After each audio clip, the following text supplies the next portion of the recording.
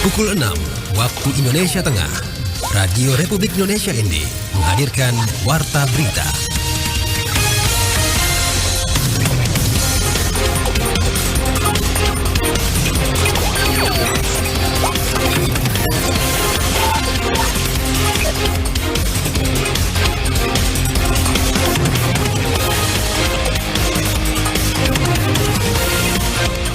Selamat pagi saudara, Anda mendengarkan Warta Berita RRI ND edisi Selasa 19 September 2023 dengan sari berita.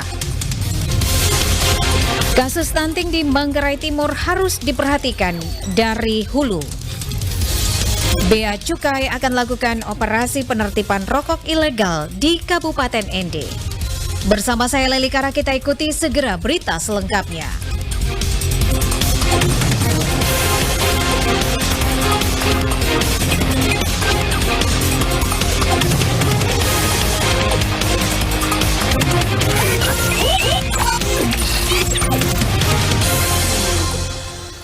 Bea Cukai akan melakukan operasi rokok ilegal di Kabupaten ND setelah mendapat laporan maraknya rokok ilegal yang beredar di Kabupaten ND. Informasi ini selengkapnya disampaikan Lady Badin. Kasih Kepatuhan Internal dan Pelayanan Kantor Bea Cukai Madya Pabean C Labuan Bajo Ahmad Faisal mengatakan bahwa berdasarkan hasil sosialisasi bersama Satpol PP ND terkait pemberantasan rokok ilegal ini, pihaknya telah berkomitmen untuk segera melakukan upaya pengawasan dan penertiban rokok ilegal tersebut. Rencana kegiatan operasi pasar bersama tentunya sudah kami lakukan di seluruh wilayah pengawasan Bea Cukai Labuan Bajo, kecuali dengan Kabupaten ND. Memang di minggu kemarin kami sudah melakukan giat sosialisasi bersama dengan Satpol PP ND. Kegiatan ini tentunya akan kami tindak lanjuti dengan rencana operasi pasar bersama antara Satpol PP ND dengan Bea Cukai Labuan Bajo. Tentunya ini bentuk komitmen kami untuk selalu berkomitmen dalam pemberantasan peredaran rokok ilegal. Terkait dengan waktunya kapan, tentunya untuk optimalisasi output kegiatan operasi pasar tersebut tidak bisa kami sampaikan.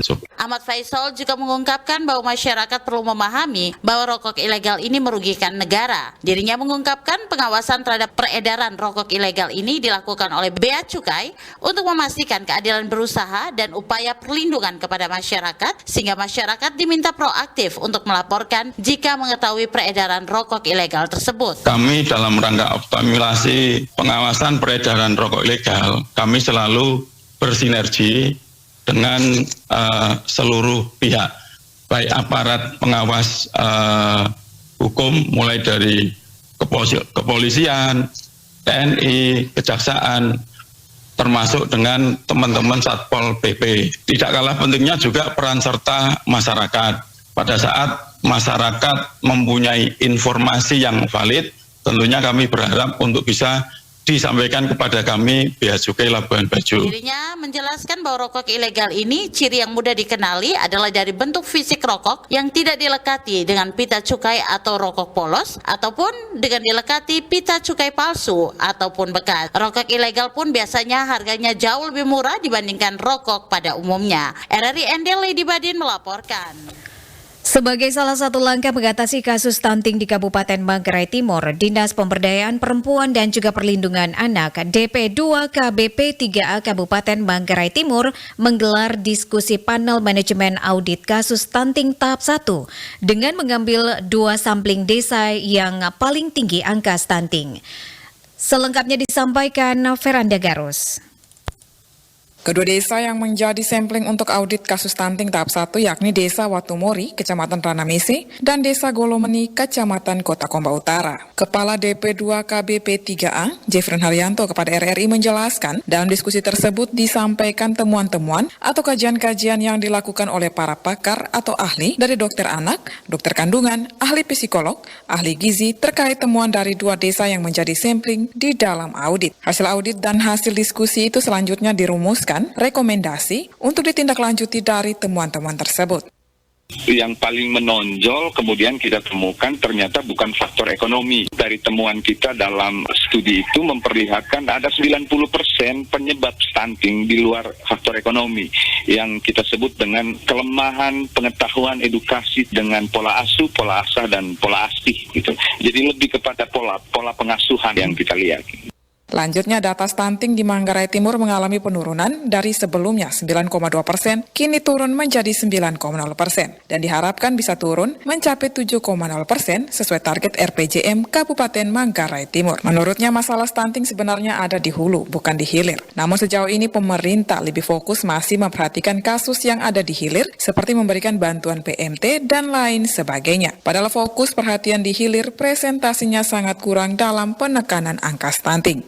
Kalau ini terus polanya, maka kita tidak akan mengalami percepatan penurunan stunting. Secara teori, orang yang sudah stunting itu, kalau mau kasih makan apa saja, tidak akan merubah status stunting. Maka yang kita lakukan adalah bekerja dengan giat di hulunya. Kami mengejar kami punya ibu-ibu hamil, memastikan kami punya ibu hamil tidak akan melahirkan anak stunting. Lalu kemudian pada calon-calon remaja, anak-anak remaja itu diberi edukasi, diberi sosialisasi. Kemudian yang paling penting itu adalah calon pengantin. Pastikan bahwa tidak hanya secara psikologis mereka siap, tapi juga secara fisik. Kalau tidak, orang akan berlomba-lomba jadi stunting. Orang tidak malu lagi punya anak stunting karena akan berpretensi dengan bantuan gitu. Terdapat 2 pendekatan penanganan stunting yang diterapkan oleh Pemkab Manggarai Timur, yakni pemberdayaan ekonomi masyarakat dan menjalankan program-program penurunan stunting yang telah dirancanakan. Hal itulah yang menjadi dasar sehingga kasus stunting di wilayah tersebut mengalami penurunan. RRIND Veranda Garus melapor. Anda sedang mendengarkan Warta Berita RRIND. Untuk mengoptimalkan budidaya ikan air tawar, Kementerian Kelautan dan Perikanan Republik Indonesia melakukan pendampingan pada 10 kelompok di Desa Gololoni, Kecamatan Ranamese, Kabupaten Manggarai Timur. Soima melaporkan. Kepala Desa Gololoni, Johan Okalung, kepada RRI mengatakan dalam pelaksanaan kegiatan yang dilakukan bersama Kementerian Kelautan dan Perikanan sesuai jadwal agendanya, khusus 1 hari itu untuk kegiatan kapasitas bagi setiap kelompok. Kemudian setiap minggunya para pendamping akan turun ke lokasi masing-masing kelompok yang menyebar di 120 areal hektar persawahan, di mana di situ ada kolam ikan air tawarnya. Dikatakan kegiatan ini akan dilaksanakan secara berkala, yang mana program pendampingan dari Kementerian Kelautan dan Perikanan akan dilakukan sampai 1 tahun ke depan guna mendukung ketahanan pangan desa. Di Desa Gololoni sendiri merupakan potensi sangat besar karena airnya berlimpah ruah. Maka kami bersama masyarakat, DPD, RT, RW, dan seluruh lapisan masyarakat membuat program ketahanan pangan dalam bentuk pembuatan kolam ikan dan juga budidaya ikan air tawar. Dalam hal ini tujuan utama adalah yang pertama pemenuhan asupan gizi bagi keluarga, yang kedua penurunan angka stunting, dan yang ketiga kebutuhan wisatawan yang berkunjung ke Desa Gololoni. Dalam hal ini untuk kita sajikan menu ikan air tawar. Ia melanjutkan, yang mengikuti kegiatan kemarin merupakan perwakilan dari kelompok-kelompok sebanyak 30 orang dengan jumlah pria 13 orang dan perempuan 17 orang. Melalui peraturan kepala desa kemarin, bahwasannya kelompok ini dibentuk berdasarkan pemetaan potensi di areal persawahan kami masing-masing. Ditambahkan, semoga melalui program ini kedepannya bisa menjadi energi positif serta dapat membantu kelompok bisa mandiri dan hasilnya bisa menjadi sumber penghasilan utama atau pasokan khususnya di Kabupaten Manggarai Timur. Kita beralih ke berita selanjutnya. Bupati Manggarai Barat menghimbau agar porsi keterlibatan masyarakat dalam pembangunan kawasan spot wisata dalam Kota Labuan Bajo. Para puar harus besar pendengar RRI. Informasi selengkapnya disampaikan oleh Epi Wahab. Kalau di tempat lain itu ya tidak ditemukan ya atau jarang atau porsinya sangat rendah keterlibatan masyarakatnya, maka di tempat ini porsi keterlibatan masyarakatnya itu sangat besar. Penyerahan sertifikat hak pengelolaan atas tanah HPL seluas 129,609 hektar di kawasan Parapuar, Desa Golobilas, Manggarai Barat resmi diberikan langsung oleh Wakil Menteri Agraria Tata Ruang Badan Pertahanan Nasional Raja Juli Antoni kepada Badan Pelaksana Otorita Labuan Bajo Flores. Dan dengan adanya sertifikat HPL, maka BPO POLBF berhak untuk mengelola tanah tersebut sesuai dengan peruntukannya. Kawasan Parapuar sendiri dalam pembangunannya akan dibagi menjadi 4 zona yang masing-masing menawarkan sensasi berbeda, mulai dari zona budaya hingga zona alam liar. Bupati Manggarai Barat, Edi Stasius Endi pun menyampaikan dalam pembangunan spot wisata destinasi Parapuar ini nantinya harus menjadi spot yang eksklusif dari spot lain dengan melibatkan porsi masyarakat yang sangat besar. Di tempat ini akan ada kegiatan yang sifatnya produktif, yang memberi dampak kepada masyarakat yang berada di sekitar sini.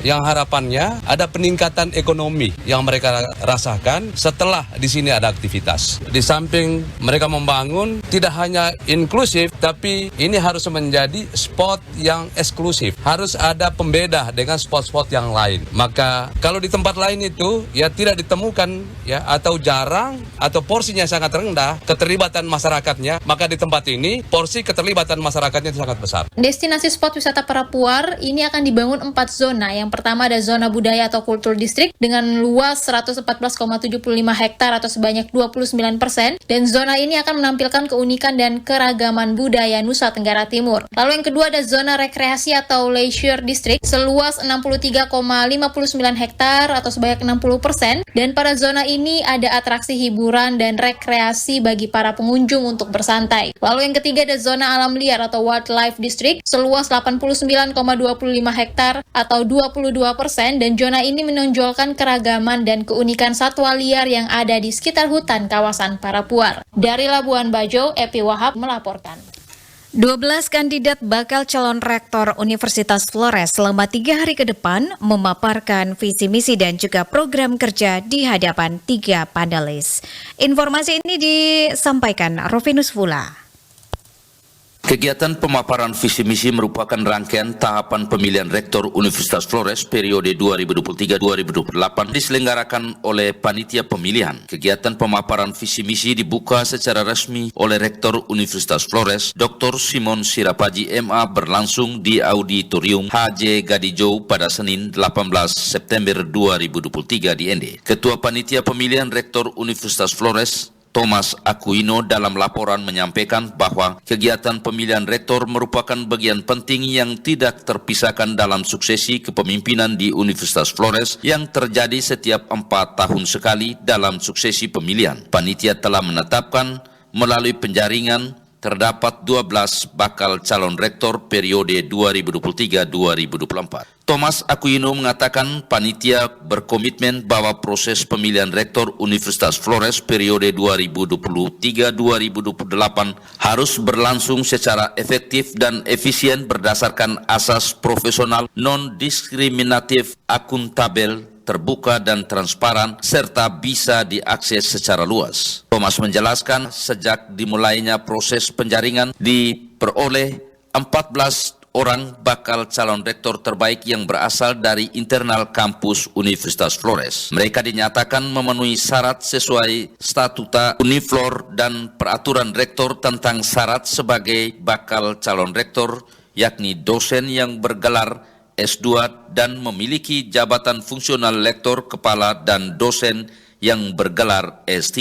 Pada proses penyaringan berdasarkan syarat administrasi, jumlah peserta bakal calon rektor menjadi 12 orang yang telah ditetapkan sebagai calon rektor. Ke-12 calon rektor tersebut telah melewati psikotes dan wawancara. Selanjutnya selama 3 hari, ke-12 calon rektor akan beradu gagasan dan ide mengenai bagaimana konsep pengembangan Tridharma Universitas Flores di hadapan 3 panelis, yakni Irianto Joe, Dr. Andus Anton C, dan Sri Murni. Kemudian panelis akan menetapkan 5 orang calon rektor berdasarkan nilai tertinggi. Pemilihan rektor merupakan bagian penting yang tak terpisahkan dalam suksesi kepemimpinan di Universitas Flores yang terjadi di setiap 4 tahun sekali.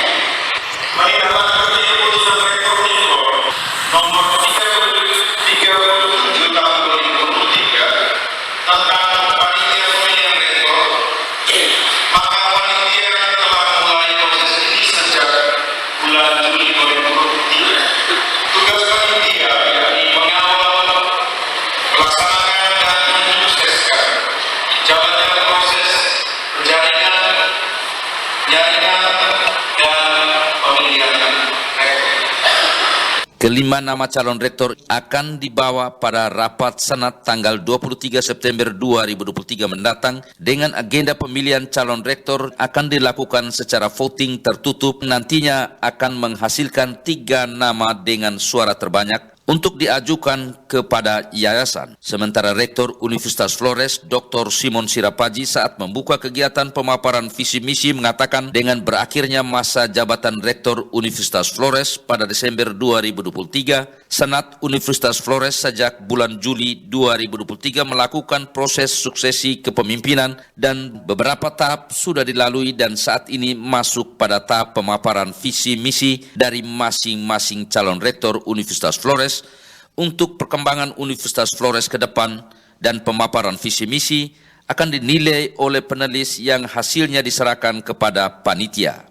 Dengan kehadiran masa jabatan pada bulan Desember 2023 ini, Senat Universitas Flores beberapa bulan yang lalu menggulirkan proses suksesi kepemimpinan dalam hal ini dari beberapa tahapan sudah dilewati, dan pada hari ini kita akan masuk ke tahap yang sangat penting, yaitu mendengarkan pemaparan visi misi dari bakal calon rektor. Tahapan ini penting karena kita mendengarkan segala dari para calon rektor, dan tentu saja bisa bermanfaat untuk perkembangan Universitas Jenjang ini. Rektor Universitas Flores berharap semua proses dilaksanakan dengan serius agar hasil yang diperoleh nanti maksimal, tentunya untuk lembaga perguruan tinggi Universitas Flores. Pelaksanaan pemaparan visi misi kandidat calon rektor dihadiri Ketua Yayasan Perguruan Tinggi Universitas Flores, Dr. Laurentius Gadijo, para dosen, karyawan Universitas Flores, serta Senat Mahasiswa Universitas Flores. RRI Endervinus Fula melaporkan.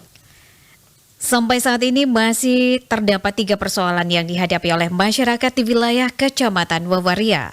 Hal tersebut disampaikan Camat Wawaria Yanuas Rius Semari kepada RRI DND, dan Camat Wawaria mengatakan wilayah Kecamatan Wawaria ada 22 desa dengan persoalan utama yakni infrastruktur jalan, penanganan banjir dan juga listrik yang sampai saat ini masih menjadi kendala utama yang dihadapi oleh masyarakat di wilayah Kecamatan Wawaria.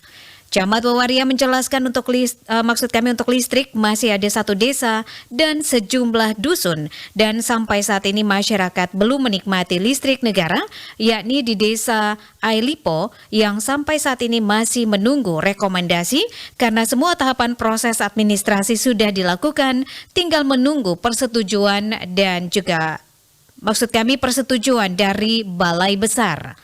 Camat Wawaria mengatakan berkaitan dengan infrastruktur jalan, hampir setiap desa mengalami dengan kondisi yang sangat sulit. Salah satu contoh di wilayah Desa Mautenda sebagai lumbung pangan Kabupaten Ende. Camat Wawaria menjelaskan ruas jalan menuju daerah sentra pertanian. Kondisi jalan sangat prihatin, kemudian hampir setiap tahun masyarakat mengusulkan melalui Musrenbang Dus, Musrenbang Des, Musrenbang tingkat kecamatan, bahkan sampai tingkat kabupaten, namun belum ada realisasi padahal wilayah Mautenda merupakan sentra produksi pangan di Kabupaten Ende. Mewakili seluruh masyarakat dari 22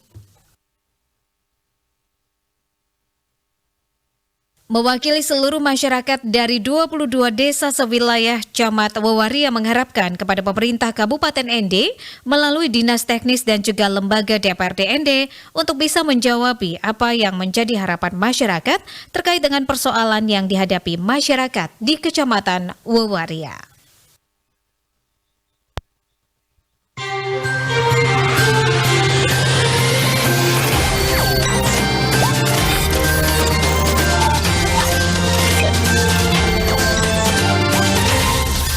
Terima kasih Anda telah mengikuti Warta Berita RRI ND.